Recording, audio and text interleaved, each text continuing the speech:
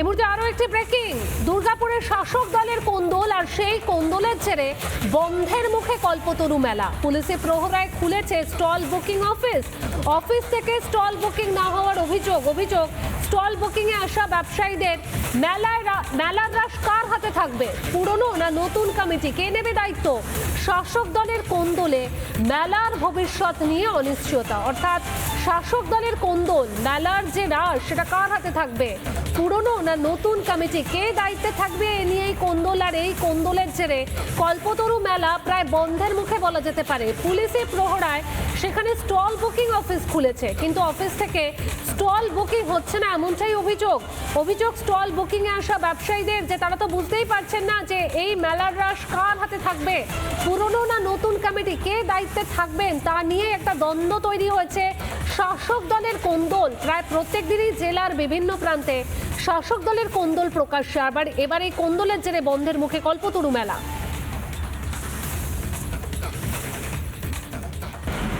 দুপক্ষ তৃণমূল কংগ্রেসের বুকিং নিয়ে গণ্ডগোল।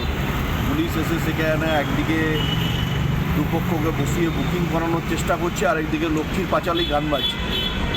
তো মানুষ কোনটা শুনতে চাইছে, কল্পতরু মেলা নিয়ে দুর্গাপুরের ক্যাচালি না লক্ষ্মীর পাঁচালী? এটা তৃণমূল কংগ্রেসকে নির্ধারণ করতে হবে। একটা মেলার বুকিংকে কেন্দ্র করে যদি কোকোলেন থানার ওসি সহ পুরো টিমকে হস্তক্ষেপ করতে হয়, এর থেকে লজ্জা বলে কিছু নেই। এই মেলা বিপিএলের পার্মানেন্ট এমপ্লয়ি আর বিপিএল কর্তৃপক্ষ মেলাটা পরিচালনা করছে। কোথা থেকে এখানে তৃণমূল কংগ্রেস নামক শব্দটা আসে? দীর্ঘদিন ধরে তৃণমূল আসার পর থেকে দেখা যাচ্ছে যে সেখানে তাদের গ্রুপ রাজনীতির জন্য মেলাতে প্রভাব পড়ছে। 1 তারিখ থেকে মেলা শুরু, এখনও সেখানে যারা দোকান দেবেন, স্টল দেবেন, তারা এখনও বুকিং করতে পারছেন না তৃণমূলের ইন্টারনাল লড়াইয়ের জন্য। যদি কোনো রকম অস্বস্তির কারণ থাকে টেন্ডার করে দিতে।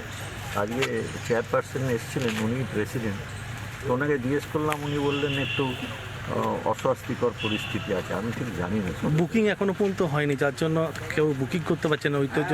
সেটা তো আমি বুঝতে পারছি না, মানে কি ধরনের অস্বস্তির কথা কিছু বলেছে না, খুলে কিছু বলেননি। উনি বলছেন যে বুকিং হচ্ছে না, এই ধরনের কিছু একটা অসুবিধার কথা।